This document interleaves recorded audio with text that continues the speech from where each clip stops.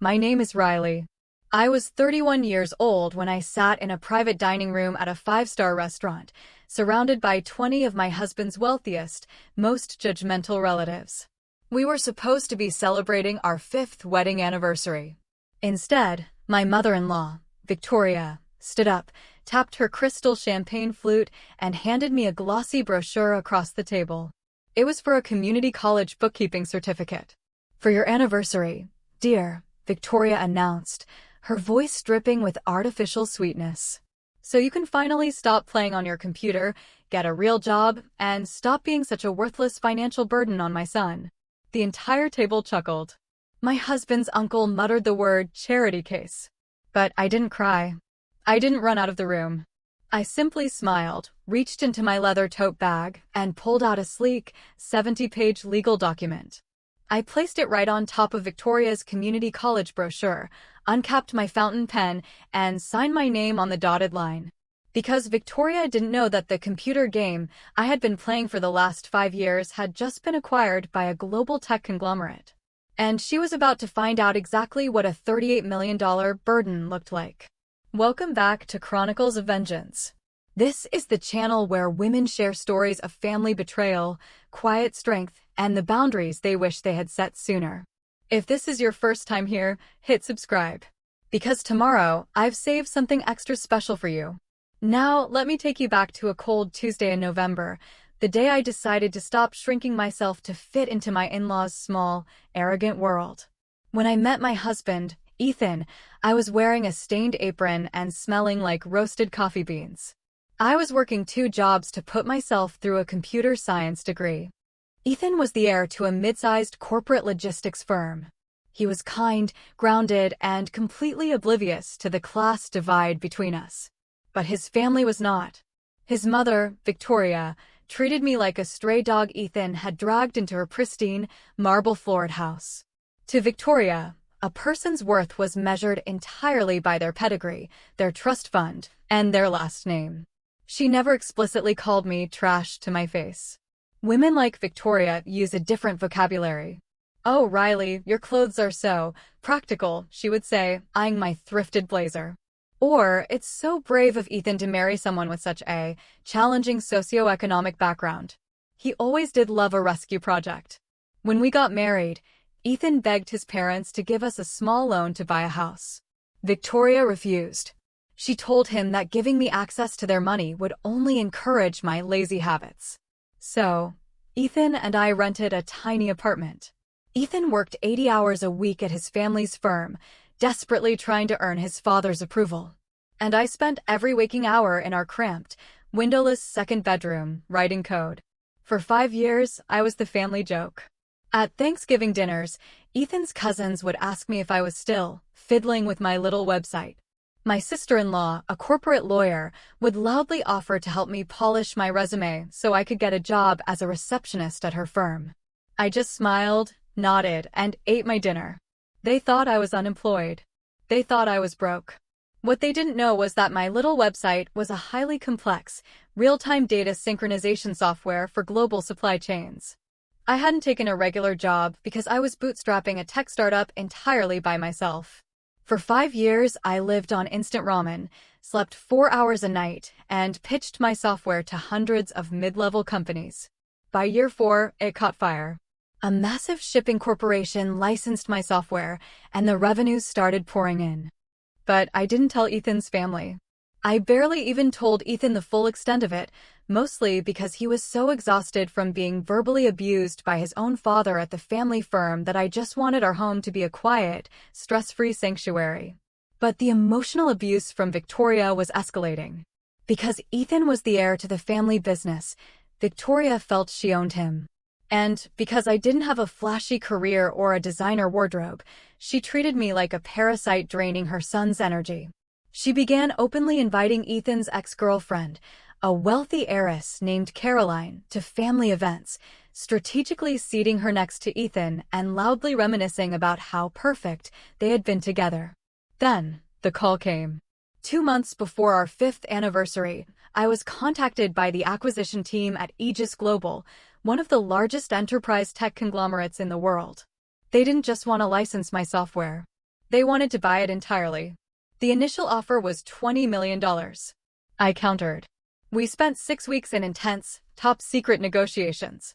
While I was flying back and forth to New York in economy class, wearing my thrifted blazers, Victoria was planning our anniversary dinner.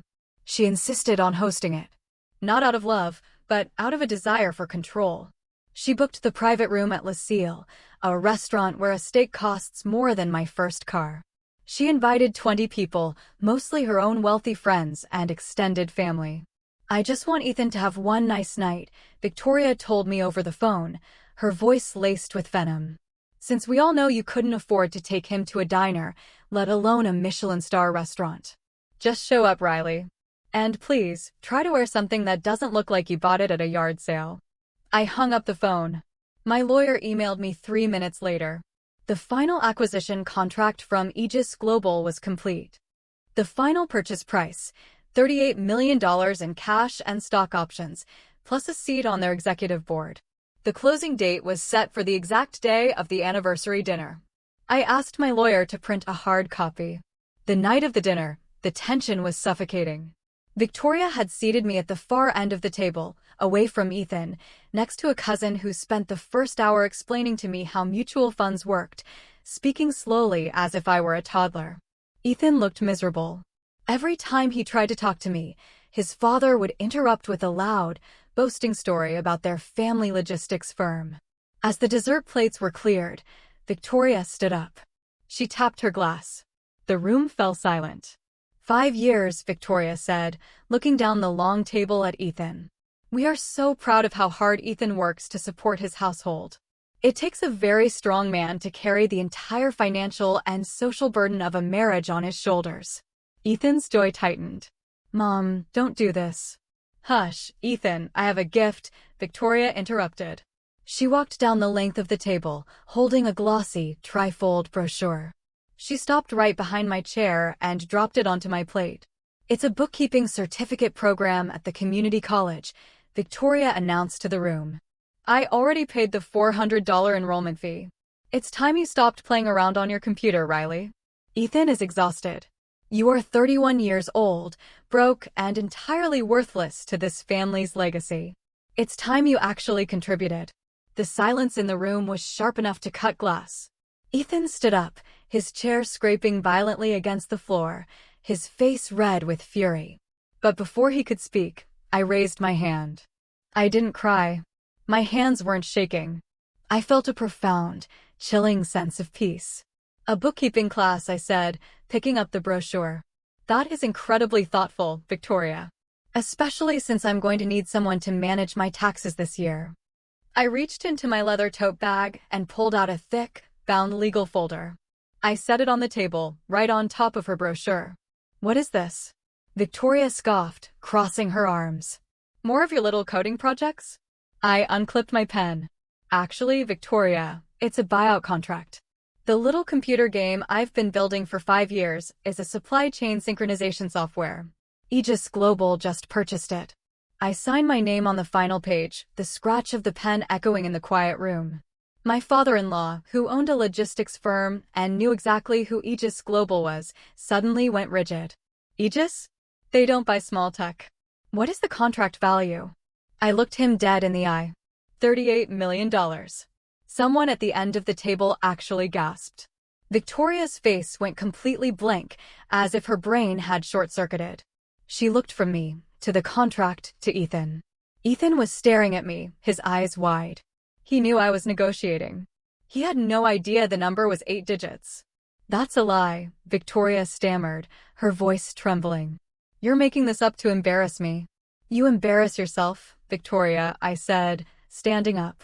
I picked up the contract and slid a business card across the table to my father-in-law. By the way, Robert, as part of my buyout, I am now the executive director of supply chain integrations for Aegis, which means I am the person who reviews all vendor contracts. Robert's face drained of color. His family firm had been desperately bidding for an Aegis contract for 6 months to save them from bankruptcy. I reviewed your firm's bid this morning, I told him softly. Your tech infrastructure is outdated, and your margins are terrible. I denied the contract. You won't be working with Aegis. Ever. It was as if a bomb had gone off in the room without making a sound. The power dynamic didn't just shift, it completely inverted. For 5 years, they had mocked me for being poor. Now, I possessed more liquid wealth in my checking account than their entire family legacy was worth. And I had just cut off the one lifeline that could have saved their failing business. "Riley, please," Robert croaked, the arrogance entirely gone from his voice, replaced by pure, naked desperation. "That contract. We need that contract to keep the firm afloat. Family shares the load, right?" I replied, echoing Victoria's favorite phrase. "Maybe Victoria can take that bookkeeping class. I hear she's got a brochure." Ethan walked over to me. He didn't look at his parents. He took my hand, kissed the top of my head, and looked at his mother. "Don't ever contact my wife again," Ethan said. We walked out of the restaurant together, leaving 20 of the wealthiest people in the city sitting in absolute, humiliated silence. The fallout was swift and permanent. Without the Aegis contract, Robert's logistics firm was forced to file for Chapter 11 bankruptcy. Victoria had to sell her marble-floored house and move into a luxury condo, a massive downgrade in her social circle that practically destroyed her. Ethan quit his family's business the very next morning. With a fraction of the buyout money, I funded his dream of opening an independent pediatric physical therapy clinic. We bought a beautiful, secluded house in the mountains. We changed our phone numbers, and we never looked back. People who judge you by your clothes or your bank account are almost always bankrupt in their souls. They underestimate quiet people because they mistake silence for weakness. But silence isn't weakness. Silence is just the sound of someone building an empire while their enemies are busy digging their own graves. Up next, you've got 2 more standout stories right on your screen. If this one hit the mark, you won't want to pass these up. Just click and check them out. And don't forget to like, subscribe, and turn on the notification bell so you don't miss any upload from us.